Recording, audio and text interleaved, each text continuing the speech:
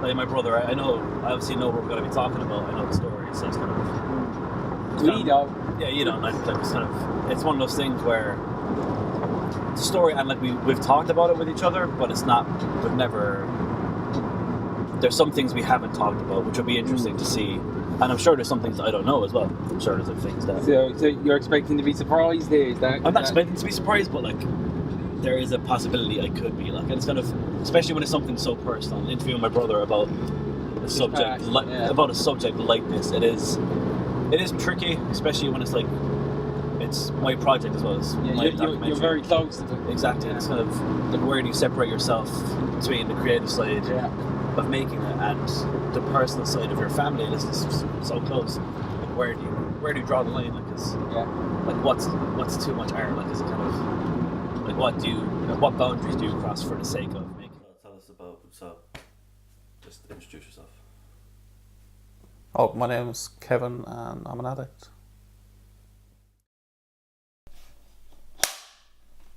My first drink was my auntie's wedding. I had about 5. Pauline, like all my other cousins were around and they were around my age, like Darren and I are only separated by days, but maturity wise we were separated by about 5 or 6 years, you know? And they were all drinking, and you know, I was left to have a couple of pints, and I think I had like 5 drinks. I was just absolutely hammered. But I remember that night. I finally felt like I fit in, sitting at the table with my uncles and my cousins. You know, I just finally felt like I'd actually fit in. You know, it just deteriorated then. Like, you know, it was just, I thought I was having fun.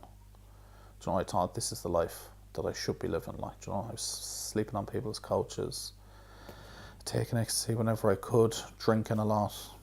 You know, prescription drugs started then as well. And I overdosed then one night.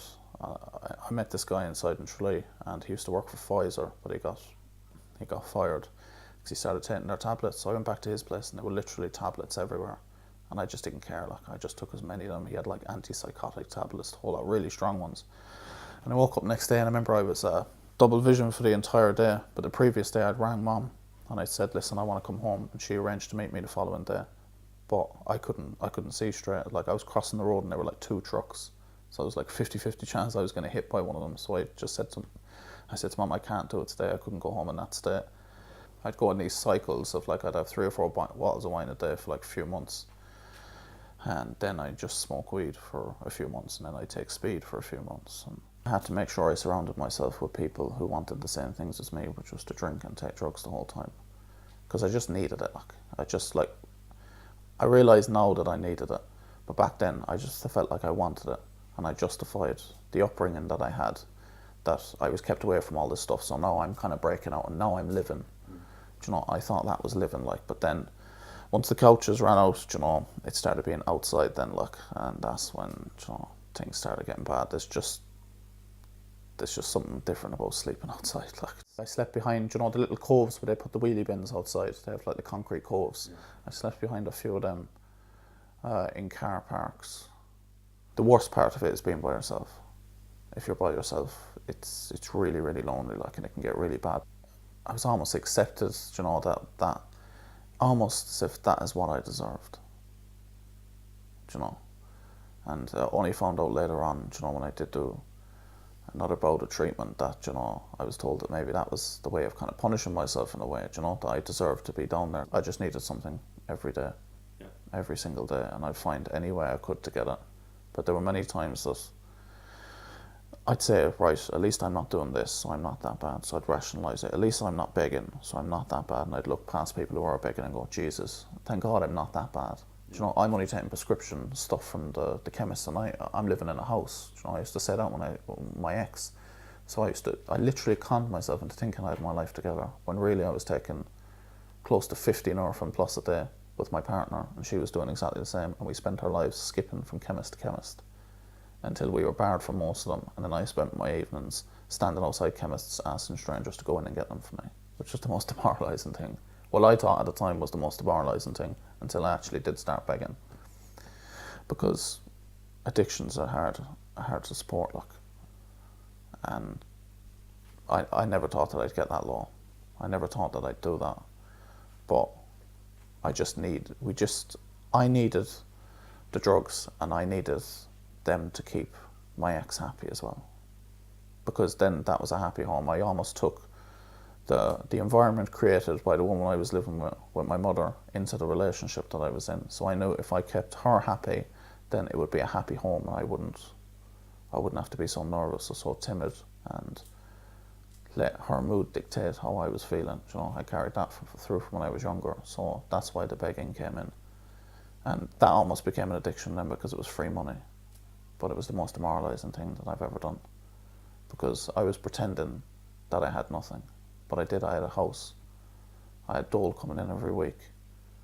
You know, I'd go down at 6:30 in the morning to the train station, take off my shoes and socks, and sit underneath a little bridge and pretend I was homeless, like, to get money for drugs. And I'd have a change of clothes in my bag underneath in the train station car park. And when I was finished and I got enough, I'd take my clothes out and I'd get changed into the clothes that are good enough for me and acceptable enough to walk around into a chemist and get what I needed.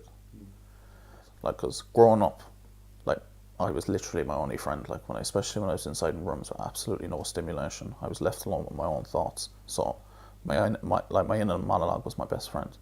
So when my inner monologue towards the end of my addiction was telling me to kill myself, or to kill someone else, or that I was a worthless piece of shit, saying that I hated myself every single day, when I was sitting down when people had passed me, I'd say it in my head. I believed it, like, because that was the only voice I ever trusted. I stopped taking the tablets. I just stopped because I just couldn't do it anymore. But I was still smoking weed, but my partner hadn't stopped at all. So I totally stopped the tablets. I went around to pharmacies. I asked, what's the risks of me stopping cold turkey? And they said, you should be fine, don't worry about it. So I did, and I stopped cold turkey, and I never took those tablets again. The physical dependency was, the shivers and stuff, and, missing the actual physical feeling of taking them. But the psychological dependency was, not being able to make it through a day.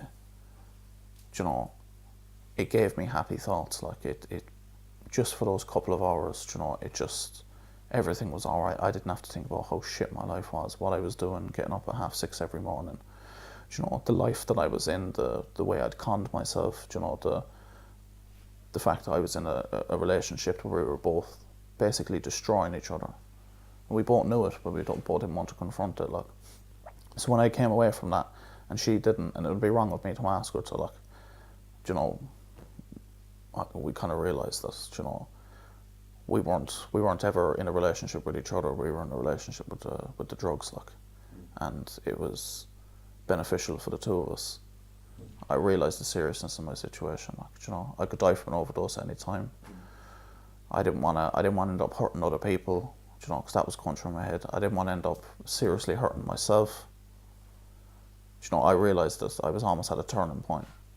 That either I do it now, or there might not be any coming back from it, because down the world of, like, opiates, that leads to heroin, and I was starting to get into the heroin world. I tried it a couple of times. I'd smoked it a couple of times, and it was this one night we went up and we got a bag of it off someone, and we stayed in that house. And then the very next morning, a couple of people who dealt to that person came to the house, and I spent 10 minutes with those people, and I was absolutely terrified. You just can't explain the difference between all the drugs and then getting into the heroin world. It is just absolutely terrifying. These people that are involved in it, the stuff they'll do to get 20 quid out of you if you owe it, the stuff they do to other people, and the carelessness, and they just don't care, and that absolutely terrified the shit out of me that night. I felt dirty. So that was one of the points where I said, and I saw some of my friends fall into that world and die, and, get, parts of them cut off by dealers and stuff, I'd seen them fall into that world, so I knew I was close. I knew I was very, very close to being one of them.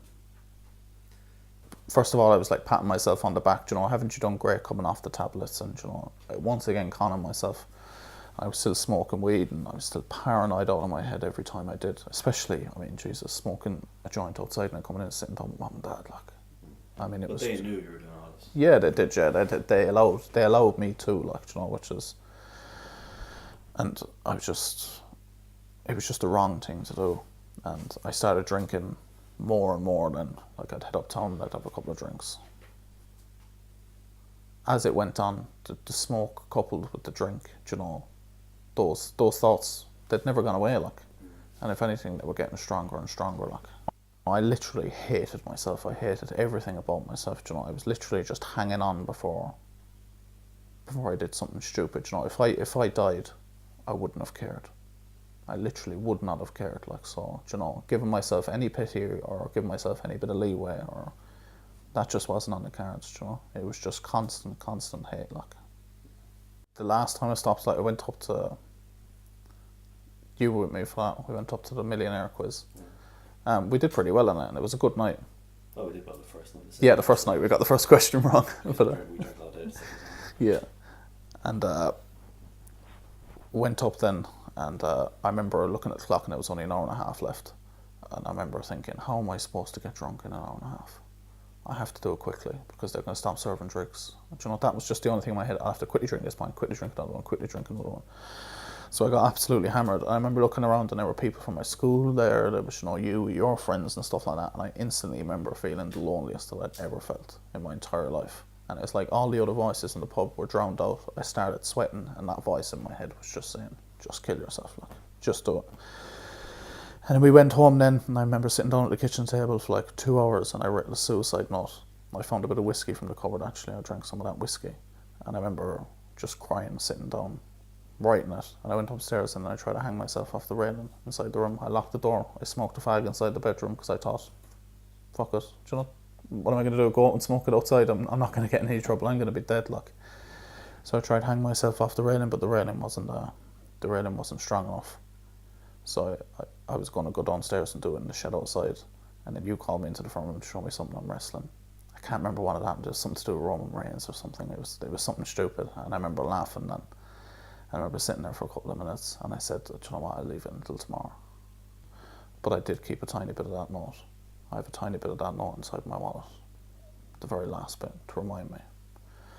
But that day, I went into the hospital then and told them exactly what was going through my head and what I was feeling. And, you know, I tried to have myself admitted because I just didn't know what to do. And they said, listen, that's not the way. You know, you need to start going to AA meetings, and, you know, it's an addiction problem. And then I started going. I remember my first AA meeting, my hands were just sweating. I was brought up. I felt like all the eyes were on me because they all knew I was new there. They were all doing this thing where they welcomed the new member and, you know, keep coming back. And I just remember just not being able to look at anyone. I thought they hadn't a clue because they were all these bright and chirpy people, but they were further on down the line. So they were saying to me, you're going to have a life beyond your wildest dreams. And I used to be thinking, that's rubbish, like, you know.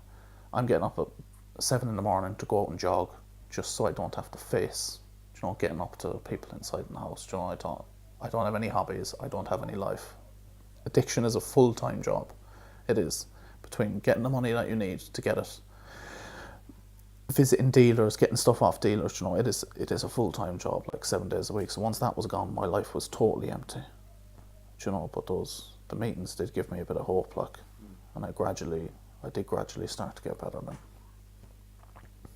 So how long have you been clean? It'll be 4 years now, the end of next month. It'll be 4 years, like, so. I didn't think I'd ever get that far. I didn't, you know. As far as a life beyond my wildest dreams, you know, if somebody had told me that I'd have half the stuff completed that I did now, I wouldn't have believed them. I wouldn't, like, you know.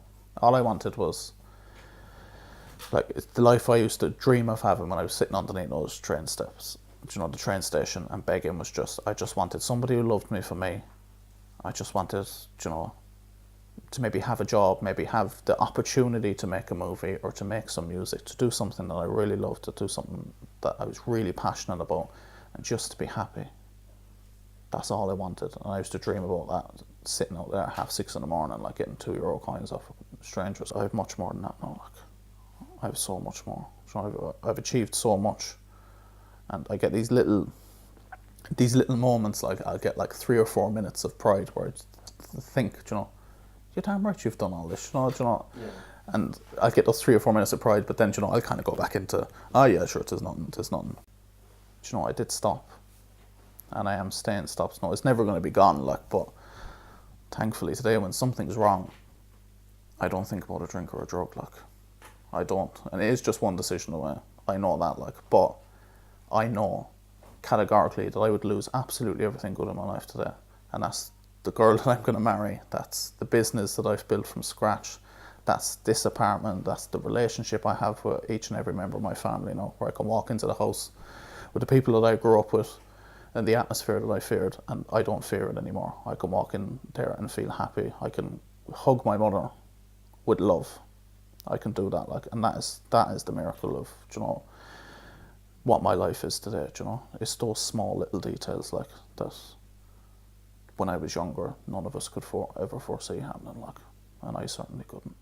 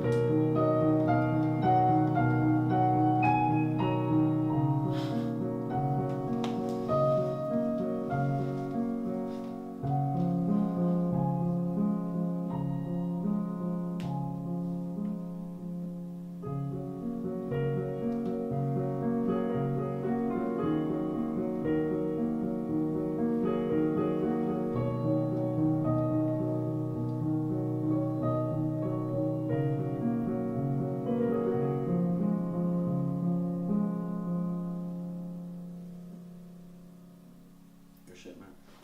Fucking shit, mate. Is it doing it now? Shut on that now if you want.